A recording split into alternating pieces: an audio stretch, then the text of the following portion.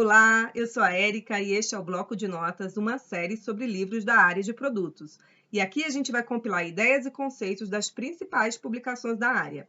No episódio anterior, fizemos a resenha do livro do Martin Kagan, aquele famosinho, né? O Inspired, Como Criar Produtos que as Pessoas Amam. E você pode ouvi-lo no nosso canal no Spotify e nos principais agregadores de podcast, combinado?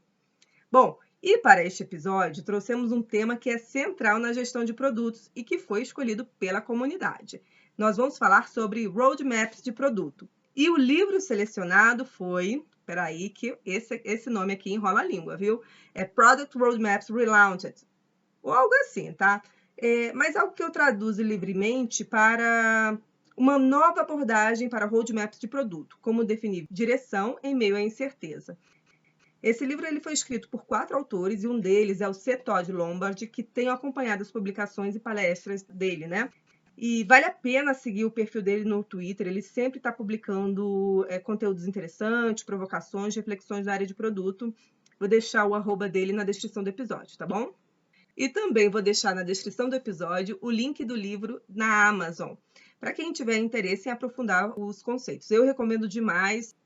Também te convido a você depois passar pelas redes sociais da comunidade Mulheres de Produto e contar o que achou desse episódio. E se você tiver lido o livro também, comentar sobre que outros aspectos te chamaram a atenção, tá? A ideia aqui é a gente compartilhar conhecimento e fortalecer a nossa comunidade de produtos, combinado? Então, bora lá para o livro? Bom, o livro ele começa relatando a frustração de gerente de produto em relação aos roadmaps e ele até conta uma fala de David Kenson, que foi head de produto da HubSpot. Ele diz o seguinte, que não faz mais roadmap dessa forma, porque roadmap é um pouco do tipo, olha, eu vou te decepcionar das duas formas, ou porque eu vou dizer que isso aqui que eu coloquei no roadmap não faz mais sentido, não é mais a melhor solução que a gente achava, tá? Ou então a gente muda o curso e a gente diz que mentiu para você. Então, é muito em cima de trazer um roadmap que seja muito fixo, né? Escrito ali em pedras e tal. A verdade é que os roadmaps tradicionais, que traziam uma lista de features e uma data de entrega a ser atingida, já foram úteis. Em um cenário em que as mudanças eram lentas, as metas eram bem óbvias, essa abordagem até que funcionava. Só que hoje estamos vivendo ambientes incertos, em que tudo muda rapidamente, então esse modelo não funciona mais e os roadmaps eles precisam de uma nova versão para continuarem a setar visão e direção. Então, aqui os autores até resgatam uma fala do Martin Kagan que é: gente, é tudo sobre solucionar problemas e não sobre implementar features, né? Então, os roadmaps tradicionais, eles eram sobre entregáveis, sobre features. Só que os bons times de produto sabem que precisam garantir que a solução realmente resolva o problema. Então, é sobre resultados, tá? Bom, então, a gente já deu para sentir aí por que se faz necessário uma nova abordagem para roadmaps, né? Eles defendem, então, que essa lista de funcionalidades não é esse o modelo, isso não é isso que é um roadmap. O roadmap deveria ser uma ferramenta para comunicar visão e direcionamento. Então, um roadmap de produto, ele tem que colocar os planos da organização em um contexto estratégico, ele tem que focar em entrega de valor para os usuários, para os clientes e para a empresa, não esquecer disso que também é importante. Tem que abraçar os aprendizados como parte de um processo de desenvolvimento de produto. Tem que reunir toda a empresa em volta de um conjunto único de prioridades e fazer com que os usuários eles fiquem animados com a direção que o produto está tomando. Então, isso é tudo que um roadmap deveria ter, né? E aí eles chamam a atenção sobre o que não deve ter. Então, um roadmap não deve fazer promessas que o time de produto não está confiante que pode entregar. Não deve ser um processo dispendioso para desenhar e estimar e não deve ser confundido como um plano de projeto ou planejamento de entregas. Os autores, após fazerem essas distinções, começam a elencar problemas recorrentes que envolvem as organizações e o uso de roadmaps, contrapondo com o que deveria acontecer. Então, primeiro ponto que eles listam, um roadmap ele deve colocar a empresa em contexto estratégico. Então, o que é isso? O diagnóstico é de que as pessoas não sabem por que fazem o que fazem. E como os roadmaps tradicionais estão focados em mostrar entregas de funcionalidades, eles acabam não respondendo o porquê da empresa estar trabalhando nessas questões. Então, os autores defendem que o roadmap é uma grande oportunidade para articular por que estamos trabalhando em uma determinada iniciativa, por que ela é importante e vital para o sucesso da empresa. Então, antes de começar a detalhar o que vai ser feito, procure explicar o porquê. Um bom começo para definir a sua visão de produto é conectá-la com o propósito da empresa. Dar esse contexto é essencial para conectar os pontos e conseguir o engajamento de todas as pessoas. E aí o ponto 2 é, um roadmap ele deve focar em entregar valor para os usuários da empresa.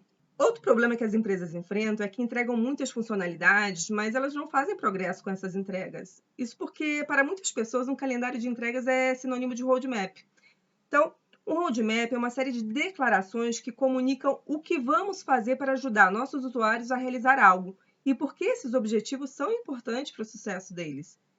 Uma alternativa para esse cenário é, depois de escrever a visão do produto, em vez de sair escrevendo uma lista de funcionalidades, é começar a listar os blocos de valor que a gente pretende entregar e que serão acumulados ao longo do tempo para realizar aquela visão de produto. Então, frequentemente, esse é um conjunto de necessidades, de problemas ou tarefas de um cliente em alto nível, que os autores chamam de temas, que mais à frente eles comentam um pouco mais sobre isso. Bom, ponto 3. Um roadmap deve incluir aprendizado. Então, os autores trazem aqui outro desafio que costuma acontecer com os times, que é o compromisso assumido pela área de vendas com os clientes. Então, o que fazer quando um cliente diz que não vai assinar um contrato, por exemplo, se não tiver uma data acordada para entregar aquela funcionalidade? Vamos combinar, né? Quem nunca tirou pedido aqui em produto? Pois é. Então, imagine se em vez de termos esse tipo de conversa, se a gente falar sobre valor, sobre metas, sobre por que os recursos que o cliente pede são importantes, quais problemas eles estão impulsionando suas prioridades. Então, uma melhor abordagem é se comprometer com o resultado em vez de entregas. Então, quando alguém pedir por uma funcionalidade, pergunte, mas por quê? Por que essa funcionalidade é importante? Que problema resolve? Essa mudança simples, além de permitir um melhor entendimento das necessidades dos usuários, permite também aumentar o nível das discussões, permite avaliar outras formas de entregar o resultado desejado. Então, nem tudo passa por colocar um botão, desenvolver uma nova funcionalidade, às vezes é questão de processo, né? Ponto 4. Um roadmap ele deve reunir a empresa em torno de um conjunto único de prioridades. Então, conseguir alinhamento em relação às prioridades não é algo fácil e a melhor forma para conseguir esse alinhamento é envolver as pessoas na tomada de decisão. Então, eles sugerem que você compartilhe alguma de suas ideias com antecedência, antes que as partes relevantes do roadmap sejam mais finalizadas, e pegue a opinião dessas partes interessadas. Então, levante quais são as prioridades da área de vendas e da equipe de operação e a área de segurança, o que eles precisam. A equipe de produto ela é responsável por pegar todas as diferentes necessidades e dizer, é isso, né? Ponto 5.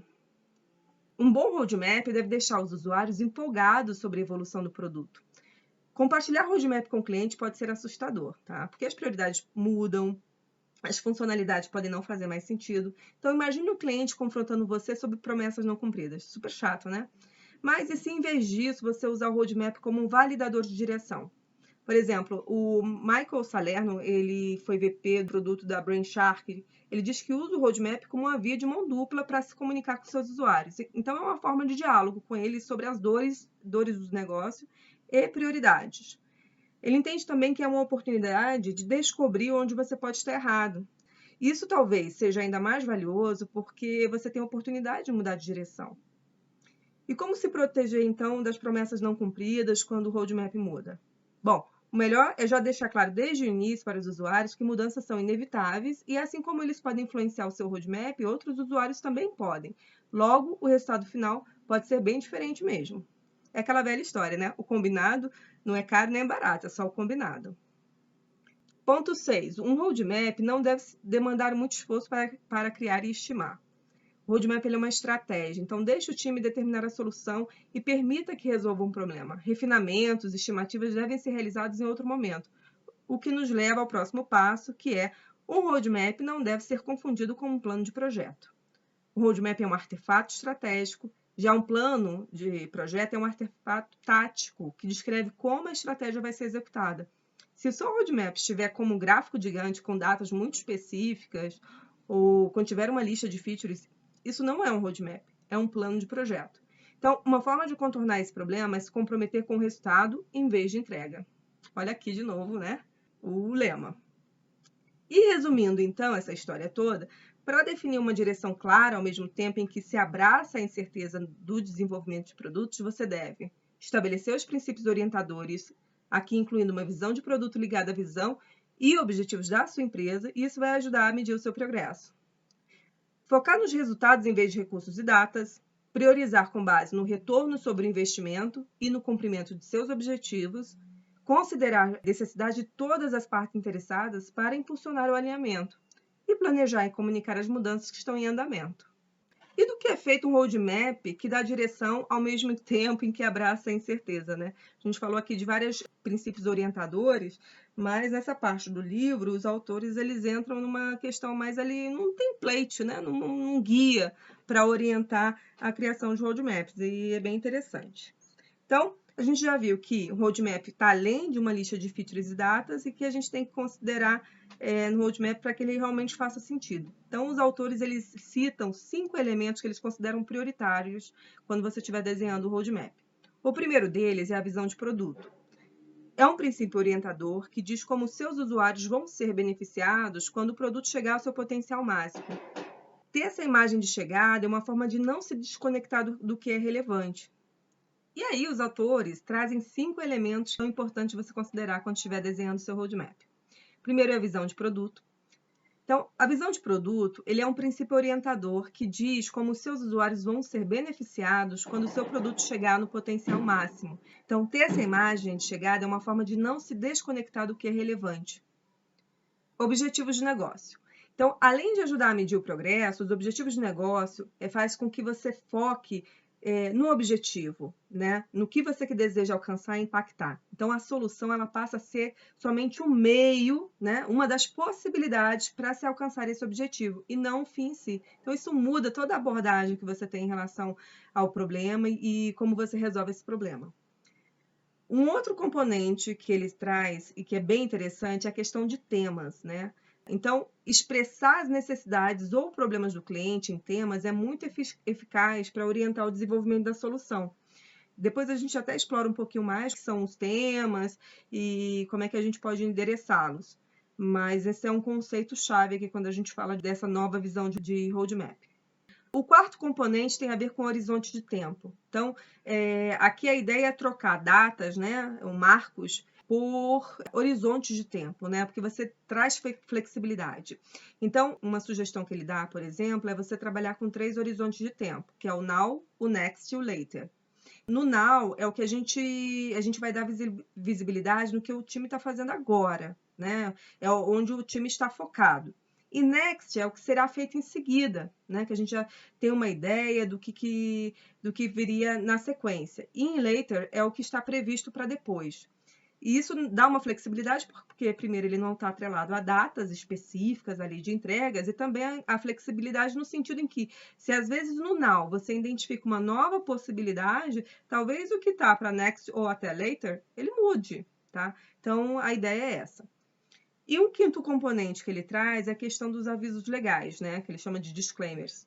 Sempre bom lembrar que roadmaps eles não estão escritos em pedra e por isso podem sofrer alterações. Então, um pouco para se proteger mesmo. Eu, particularmente, acho interessante aqui também considerar, indicar, né, quais foram as premissas que foram consideradas quando você pensou nessa estratégia ou restrições que você tinha conhecimento naquele momento. Porque, dado que o cenário mude, talvez, né, essas premissas precisem ser revistas. Então, seria algo que eu colocaria aqui. E aí, depois que ele fala, então, desses 5 elementos prioritários, né, repassando aqui visão de produto, objetivos de negócio, tema, horizonte de tempo e avisos legais, ele comenta, então, sobre 5 componentes secundários. Eles são opcionais, tá? Mas a ideia aqui é tentar responder a preocupações de determinadas partes interessadas. Embora sejam opcionais, é interessante porque pode deixar a sua documentação mais completa.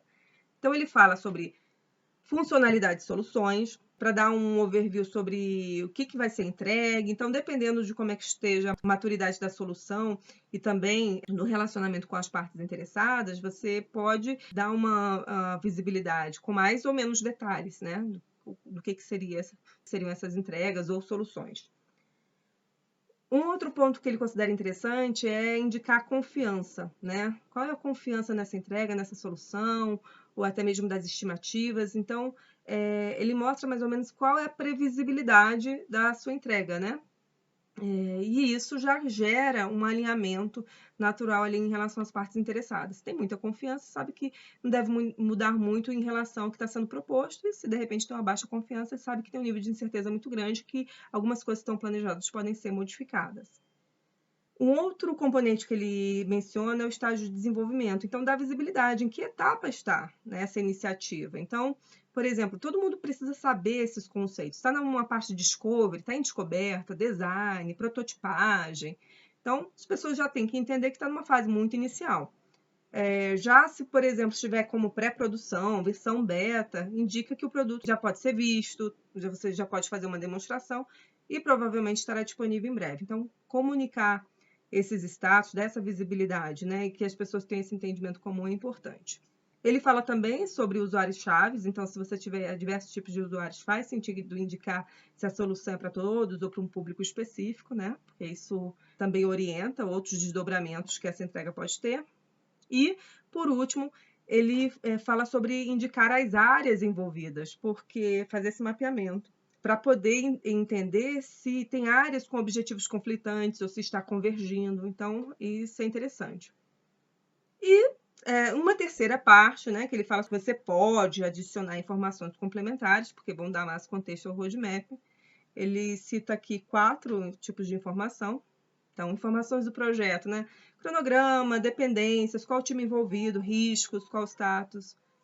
Em considerações técnicas, né? Por exemplo, listar requisitos de escalabilidade ou de infraestrutura, né? Ele fala também sobre a questão do contexto financeiro, né? Qual a oportunidade de mercado, o que a gente está entendendo ali sobre investimentos e lucros, né? Se você tem essa visibilidade, pode compartilhar, é interessante. E, por último, direcionamentos externos, cá ali, mudanças regulatórias previstas que podem impactar, algo que a concorrência está fazendo também, nesse sentido, que pode impactar de alguma forma a sua iniciativa. Então, como defendem os autores, para reunir as pessoas, né, em torno de um plano, o roadmap ele precisa ser muito mais do que uma lista de features e datas de entrega. Ele precisa contar uma história.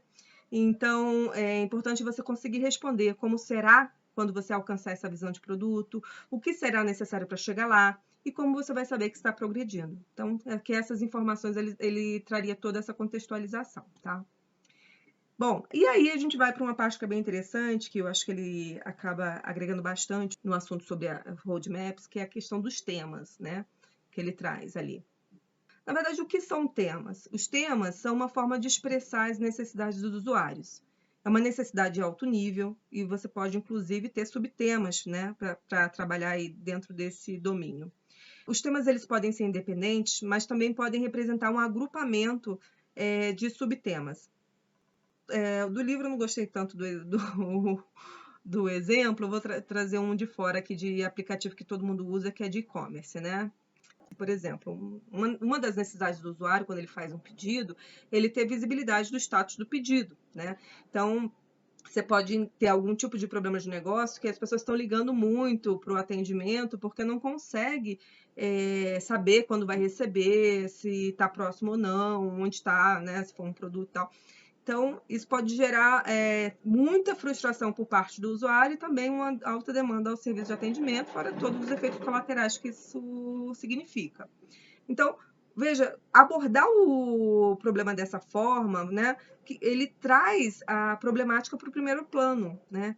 E eu tenho um problema ali. Como eu vou resolver esse problema? Poxa, pode ser de diversas formas, né? Diferente da gente ter no roadmap dizendo, não, vamos fazer uma linha do tempo, vamos adicionar mais um status na linha do tempo lá no site. Quer dizer, essa é uma forma, mas será que ela é melhor? Será que para esse tipo de cliente, né, essa é a melhor forma?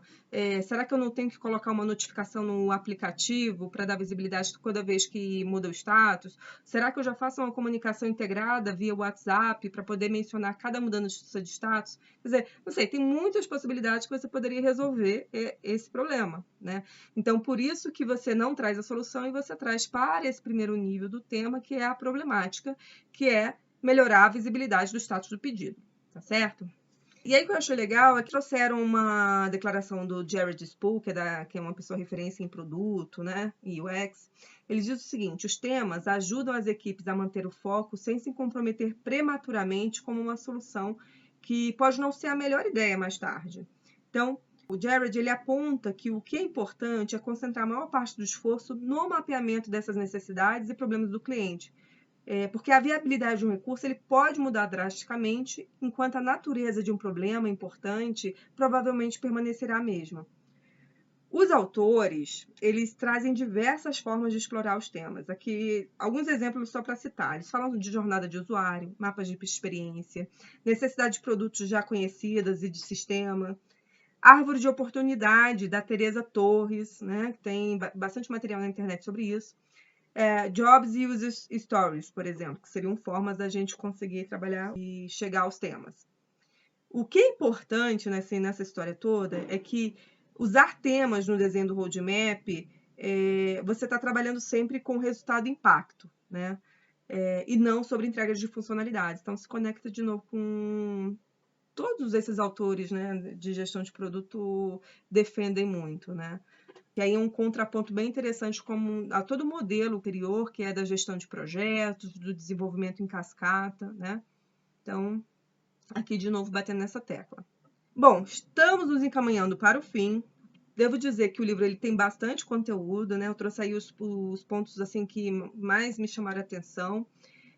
Mas ele aprofunda em diversos outros tópicos. Eu recomendo demais a leitura. Eu já falei que o link eu vou deixar na descrição do episódio, caso você queira adquiri-lo.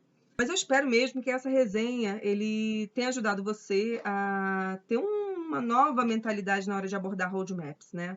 E aí a minha sugestão é que você não espere o próximo quarter, né, para poder colocar isso aqui em prática. Acho que você já pode fazer esse exercício, te convido a você fazer um exercício, a pegar o desafio atual do seu produto, do seu time, e já fazer um reenquadramento a partir desse modelo, né? E aí se perguntar, estou dando foco no que realmente é importante? O que eu mudaria nessa estratégia, né? Porque eu acho que pode te trazer novas ideias, novas formas de abordar o problema e de você construir um roadmap que seja mais consistente, que te dê mais flexibilidade mesmo para você atacar o impacto que você deseja em relação ao produto, a seus usuários e à empresa, tá bom? Bom, eu tô aqui curiosa e vou querer saber o que você achou dessa resenha. Então escreve pra gente. A gente está no Instagram de Mulheres de Produto, então, que é um canal super fácil da gente se comunicar. Então, compartilha o seu feedback, diz o que achou, o que gostou, o que não gostou, não tem problema. E aproveita e deixa lá uma sugestão para um próximo livro que você quer ver muito que a gente traga o resumo para cá, tá bom? Vamos continuar fazendo essa troca e compartilhando conhecimento e fortalecendo a nossa comunidade, porque é para isso que a gente está aqui. Eu vou ficando por aqui e espero te ver no próximo episódio do Bloco de Notas. Combinado? Até lá! Tchau, tchau!